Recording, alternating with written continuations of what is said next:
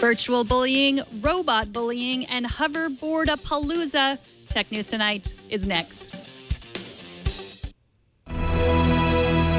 So much. This is Twit.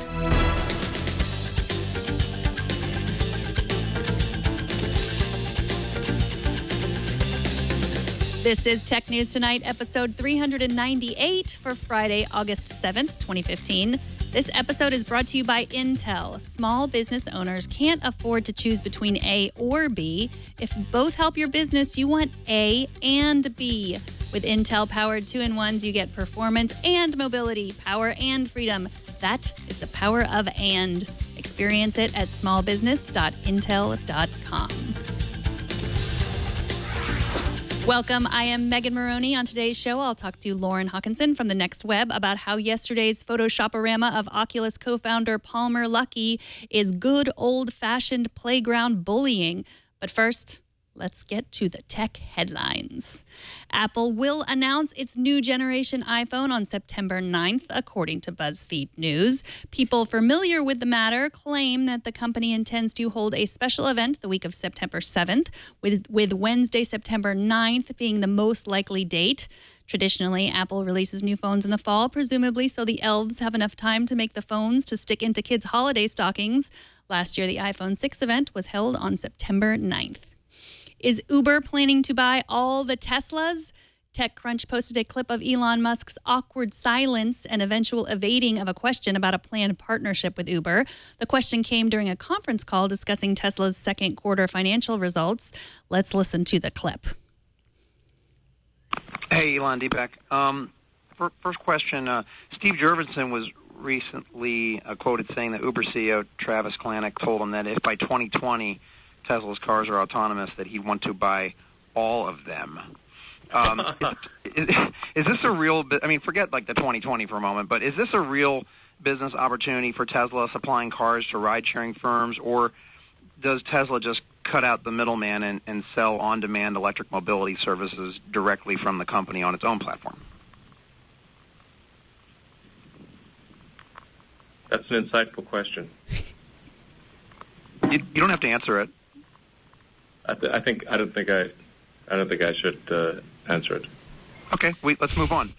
He gave him an easy out there. Now, this kind of silence comes as a bit of a surprise from the Tesla CEO, who is known for his Donald Trump-like penchant for saying crazy stuff all the time.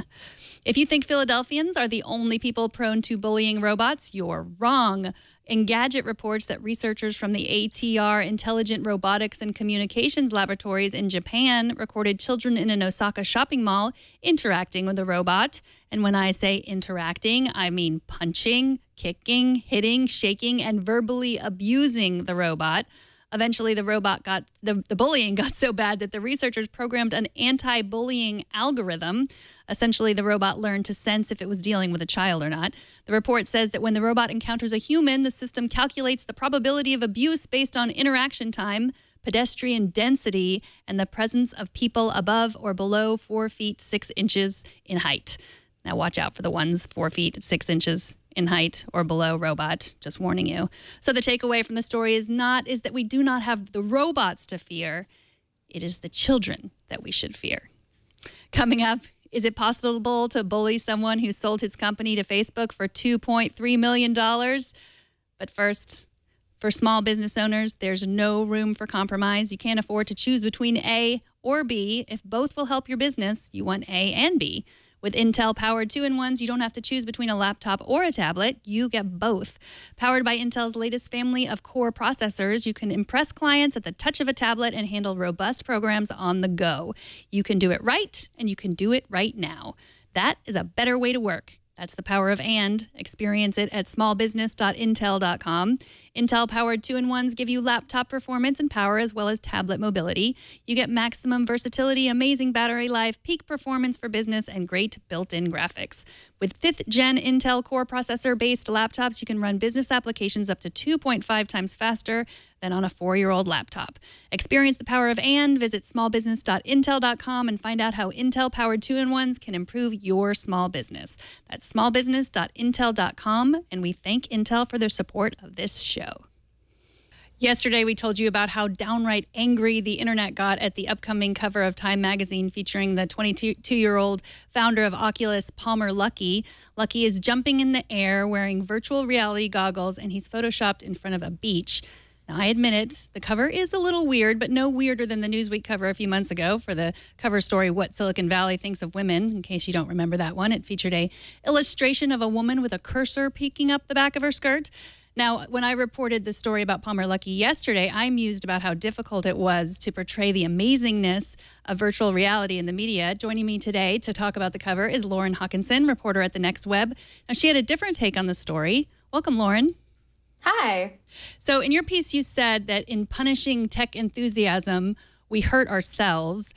You criticized the people who entertained themselves yesterday by mercilessly photoshopping Luckey's picture. Now, you write that by doing that, we're reinforcing the idea that early adopting tech enthusiasts and inventors are worth ridicule just because they believe in what they're doing. Explain what you mean by that. Absolutely. So, I mean, VR is one of those things that's still really, I wouldn't say fringe, but definitely very cutting edge. There are companies like Sony and Oculus that are really pushing hardware this year around VR, but it's still really a small core group of people that are interested in it. And it's kind of like Google Glass all over again. You know, you have a very small group of people that are sort of characterized as the adopters of this. And in this case, I think that Palmer Luckey has become that sort of archetype and that emblem for VR dorks, essentially. So do you think those photoshoppers yesterday were bullying Palmer Luckey, or do you think they were just bullying Silicon Valley in general? Or those kind of dorks you just described? Yeah, absolutely. So I heard a lot of different reasons. I heard a lot of people said that they were photoshopping because they were making fun of Time's choice of cover, and it was directed at the Times designers or the Times tone. And others said, you know, it's really about how nerdy he looks and how much of a dork he is. And I think that, you know, there were a lot of reasons that were sort of bandied about, and I unfortunately can't speak for everybody, but I think that there's definitely a lot of different reasoning involved.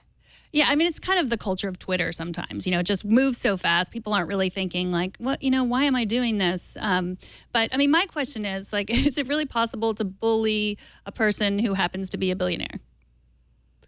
That's a good question. Aren't billionaires people with feelings too? I think that it's less of the fact that Palmer Luckey as an individual is somebody who cares as much about VR. And sure, he happens to be rich, but I think that Palmer Luckey more in this case stood in as an object, someone who was kind of that archetypal of a nerdy guy, and that people sort of used him as that sort of symbol for all other nerdy guys out there. Well, I checked his Twitter just to see if he had a response. He did retweet one of the first Photoshops, but he didn't comment on it. Presumably, he's pretty busy. But it's interesting. You pointed out Google Glass, like that was a similar thing happened. Tech journalists and pundits have a history of doing this. The interesting thing about Google Glass for me was that people didn't necessarily criticize the product. It's kind of like the same thing they're doing here. They criticized the people who were wearing the product. So it wasn't like people found Google Glass to be not a good product. Like you were a glass hole if you wore it. Like why do you think that we do this? I think that there was a lot of coded language in the whole glass hole mentality. I think a lot of it had to do with the fact that the Google Glass was kind of seen as an invader of privacy. The idea that this person could have control over your image or a video of you without your knowledge, that was kind of really scary for a lot of people. And I think the flippant way in which some people who were explorers of glass reacted to that ultimately ended up creating that glass hole stereotype. But I think that a lot of it really comes down to the fact that it's all kind of feeding the silicon stereotype machine. The idea that people who are so into their technology and so into the things that they invent that they don't necessarily care or think to care about how other people are going to react to it. And I think that a lot of people take that sort of very personally. And the end result is that there's this sort of bad feeling that sort of time is capitalizing on this idea from the mainstream perspective that Silicon Valley is just full of dorks. And the people of Silicon Valley who are here, who care very much about the different kinds of tech that are going on and the different people that are here and are working on amazing products, kind of feed into that a little bit, because I think that there's a lot of mixed feelings about who really owns the narrative in Silicon Valley and who really owns the ideas that are happening here. Yeah, I mean, it's really interesting. The other thing with Google Glass that I've heard that it was disconcerting to people because it covered up part of your eyes, and people just humans need to have eye contact with other people. It's just what it's in our DNA, and so that was uneasy. That made people sort of uneasy. And I think this might be the same thing. And I also think there's something going on. It's like, well, what are you enjoying under there behind those goggles? Like, you can't see it. There's not really a way to show. You can't communicate with the person wearing the goggles, and you have no idea what they're seeing, and that's still a little unsettling for us. Absolutely. And I think that that's something that's I mentioned in my piece, which is that if you're participating just because you think that it looks stupid on everyone. It looks stupid on, everyone. I've seen pictures of all of my friends, all different tech reporters who are wearing the Oculus, and you just look silly. You can't really get past that, because human experience kind of is wrapped around the idea that you can sort of take cues from how another person is reacting. So it's really difficult, I think, when you see somebody who's just like their eyes are totally covered and you can't see them. You're like, what is wrong with you? But I don't know if that's necessarily something that we can, I don't know if that's something that is necessarily warranting complete Photoshop onto like a unicorn or a neon cat. Or Leonardo DiCaprio. Right. So in your article, you will point out that this phenomenon is older than Google Glass. Who are some of the other tech luminaries through history that have endured this same kind of bullying? Sure, absolutely. Well, kind of the big notable one is Mark Andreessen was actually on the cover of a 1996 issue of Time. Hard to believe, almost 20 years ago. And he's barefoot, and he looks, again, just like so silly. And this kind of is the way that a lot of people feel is the tension around Time Magazine reporting on technology, is the idea that they're sort of sitting from their media high horse and kind of looking at Silicon Valley and the people who invent here and the people who are making far-flung inventions as these kids. I mean, in the Mark Andreessen one, the author was genuinely shocked and concerned at how silly Mark Andreessen was, and sort of made comment about how they're so casual about how much money they made and all this other stuff. And it's really funny because that piece quotes Mark Andreessen, it quotes Steve Jobs, it quotes execs from Pixar, it quotes all these people that are now looked on as like these huge luminaries that people really like and respect. And I think that the healthy amount of skepticism also comes with like a heavy amount of patronizing. Another one that's actually pretty well known, of course, is Steve Ballmer. Steve Ballmer is known to be kind of this weird, out-of-the-box dude. And one of the big ones, one of the meme-worthy ones, of course, is at the, I believe it was the 20th anniversary of Microsoft. He jumped around on stage yelling, "Developers, developers, developers." And he's sort of been like that archetype of the white nerd for some time. Yeah, I mean, that's part of what your article says. It's like, it is that archetype, but it's the enthusiasm that kind of scares people. I mean, that's what people would say. But really, there's more going on. There's this idea that people that were generally, nerdy, looked down upon, are now the ones with the money and the ones that are controlling the world at this point. Yeah. And it's true. It's a different image at this point, but still Time puts this picture on the cover that kind of designed to make him look a little bit silly, even though he's a billionaire. Yeah, and it's remarkable. I mean, it's not a situation where Palmer Luckey is a billionaire by chance or by schmoozing. He completely changed the hardware philosophy of virtual reality, which has been obviously in production for 30 years. And he, as a young kid, not even in college, was able to come in and completely, take over the intrigue and the interest of people like John Carmack, who'd been in the gaming industry for decades and who had been looking at virtual reality for decades. He's an incredibly smart person. He clearly knows a lot about how to make VR lightweight. And he's working really hard on it. He's super enthusiastic about it. And those are all great and amazing things. But in my philosophy, when you play towards one stereotype, you play towards all the stereotypes. If you want to perpetuate that Silicon Valley is just a place for white nerds, then people are just going to believe that it is a place just for white nerds. And if we want to make it broader, if we want to show all of the amazing people who are here and show all of the amazing ideas that are here and give everybody a chance to be somebody, no matter who they are, then we need to break down those stereotypes. We need to be better at promoting exactly the kinds of people that are out there that are, challenging that status quo and who are putting together great stuff as a result. Well, so what did you think of the article itself? Do you think that virtual reality is going to change the world, as Time was saying?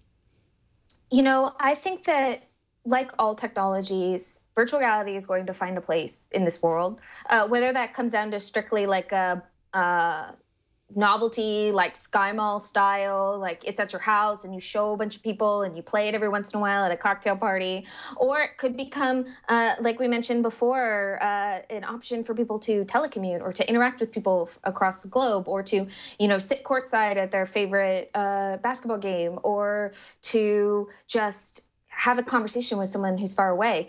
There are a lot of implied uses of VR that, of course, we can't see because we don't have a magic crystal ball. We can't look to understand how technology is going to change. But I mean, do you remember 20 years ago when people thought Palm Pilots were stupid?